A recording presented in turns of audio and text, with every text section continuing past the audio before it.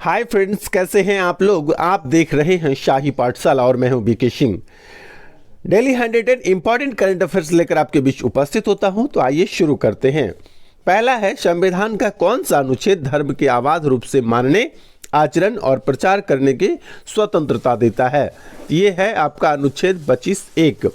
यहाँ पर static question को मैंने क्यों लिया है, जब करंट अफेयर्स का क्लास चल रहा है तो ये इसलिए लिया गया है क्योंकि यह अनुच्छेद जो है हाल ही में कर्नाटक में हुए हिजाब बनाम भगवा विवाद के कारण जो है काफ़ी चर्चा में रहा है। मैं बता दूं कि कर्नाटक उच्च न्यायालय की 3 जजों की पीठ ने हाल में कॉलेज परिसर में मुस्लिम छात्राओं द्वारा हिजाब पहनने पर प्रतिबंध लगाने वाली याचिकाओं पर अपनी आगे की सुनवाई को जो है वह स्थगित कर दिया है। संविधान का अनुच्छेद 25(1) का कहना है कि धर्म को अबाध रूप से मानने, आचरण और प्रचार करने की गारंटी देता है। यह ऐसा अधिकार है जो एक तरह से नकारात्मक स्वतंत्रता की गारंटी देता है। इसका तात्पर्य यह हुआ कि राज्य यह सुनिश्चित करेगा कि इस स्वतंत्रता का प्रयोग करने में कोई हस्तक्षेप नहीं करे या बाधा न करे। हालांकि सभी मौलिक अधिकारों की तरह राज्य उन अधिकारों को भी प्रतिबंध कर सकता है जो सामाजिक व्यवस्था, शालीनता, नैतिकता, स्वास्थ्य और राज्य के अन्य हितों के खिलाफ जाते हों। तो इसलिए मैंने क्या है कि इसको शामिल किया है। अब आइए नेक्स्ट है कि केंद्र सरकार की स्माइल योजना, कौन सी योजना, स्माइल योजना का संबंध किससे है। तो केंद्र सरकार की स्माइल योजना का संबंध जो है वह भिखारियों और ट्रांसजेंडर व्यक्तियों के पुनर्वास, चिकित्सा सुविधा, शिक्षा, कौशल विकास, आर्थिक संबंध आदि से जुड़ा हुआ है। तो ये आपको याद रखना है कि स्माइल योजना का संबंध जो है मुख्य रूप से आपको क्या रखना है, भिखारियों और ट्रांसजेंडर व्यक्तियों के उत्थान के लिए है।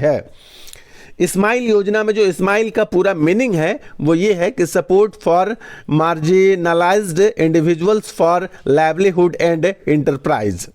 तो ये याद रखिएगा कि स्माइल का पूरा क्या है, support for marginalised individuals for livelihood and enterprise. भारतीय संविधान के अनुच्छेद 39 कहता है, अनुच्छेद 39 कहता है कि सभी नागरिकों को आजीविका के लिए पर्याप्त साधन सुविधा होना चाहिए। ठीक है। अब आइए अगला है कि पीएम नरेंद्र मोदी ने 11 फरवरी को वन ओशन समिट के उच्च स्तरीय सत्र को संबोधित किया। इस सम्मेलन का आयोजन किसके द्वारा किया गया था, यानी किस देश के द्वारा किया गया था। तो इसका सही जवाब हो जाता है फ्रांस के द्वारा।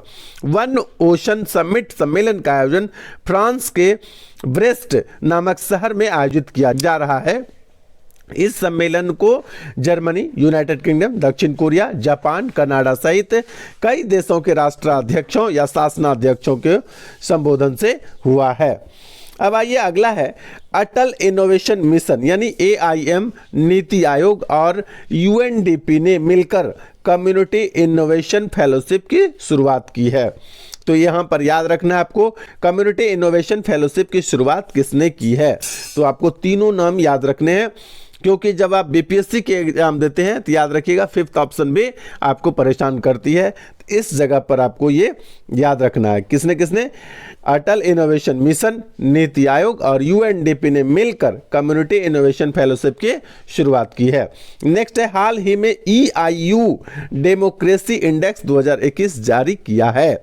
इसमें भारत का स्थान कौन सा है, याद रखिएगा EIU डेमोक्रेसी इंडेक्स 2021। तो इसमें भारत का स्थान 46 है, यानी 46वां स्थान भारत को मिला है और पहला स्थान नॉर्वे और सेकंड स्थान किसको, नीदरलैंड को मिला है। अब आइए नेक्स्ट है, प्रसिद्ध बायोलॉजिस्ट लुक मोंटेग्नियर का हाल ही में 89 वर्ष की आयु में निधन हो गया। वे किस देश के थे। तो लुक मोंटेग्नियर जो है यह फ्रांस के थे। 89 वर्ष की आयु में इनका निधन हो गया है। साल 2008 में HIV की खोज के लिए इन्हें क्या है कि नोबेल पुरस्कार से सम्मानित किया गया था। ठीक है।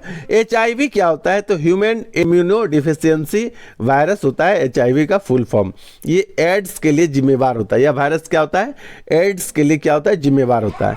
एड्स का पूरा नाम क्या होता है, एक्वायर्ड इम्यूनो डिफिशियंसी सिंड्रोम। ये होता है एड्स का फुल फॉर्म।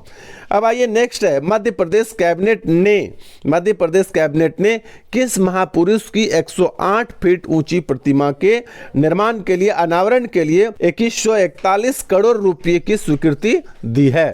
तो इसका सही जवाब है आदि शंकराचार्य। मैंने पिछले दिनों जब 8 तारीख था फरवरी, 8 फरवरी को पेज 58 होगा, वहां पर आदि शंकराचार्य के बारे में विस्तार से आपको जानकारी दिया है।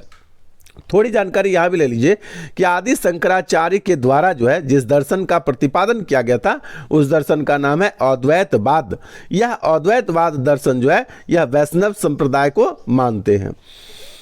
यह क्या है कि एमपी के ओंकारेश्वर में स्थापित किया जाएगा। यह कहां पर स्थापित किया जाएगा? ओंकारेश्वर कहां पर है? मध्य प्रदेश में, वहीं पर स्थापित किया जाएगा।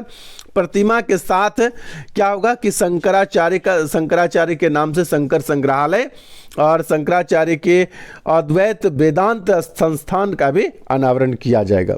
तो ये आपको सभी बातें ध्यान में रखनी है। अब नेक्स्ट है global digital skills readiness index जो है 2022 में भारत का स्थान कौन रहा है?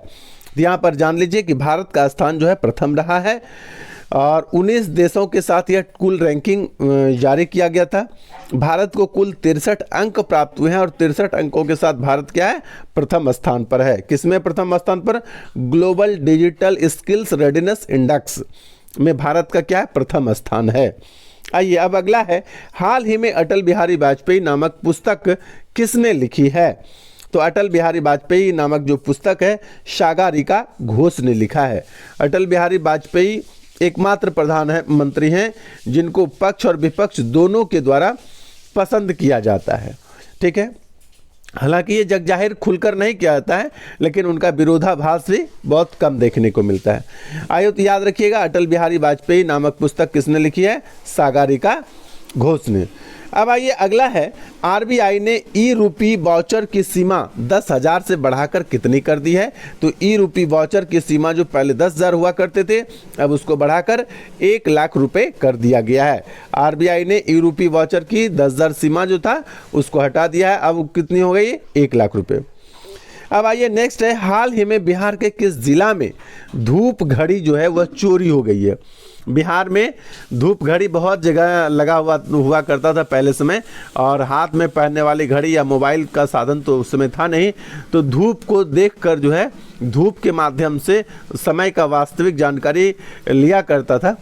तो आज के दिनों भी रोहतास में ये धूप घड़ी हुआ करता था, लेकिन धूप घड़ी में जो 2 प्लेट हुआ करता है, 2 प्लेट में से 1 प्लेट की चोरी हो गई है। ये कहाँ से हुई है? बिहार के रोहतास जिले से। तो यह बिहार के एग्जाम के लिए इंपॉर्टेंट हो सकता है, इसलिए याद रखिएगा रोहतास जिला में धूप घड़ी का 1 प्लेट चोरी हो गया है। उसके बाद अगला है, भारत के किस सुरंग को Guinness book of world record में शामिल किया गया है, दर्ज किया गया है? तो भारत के अटल सुरंग को Guinness book of world record में जगह दी गई है। ये कहाँ पर है?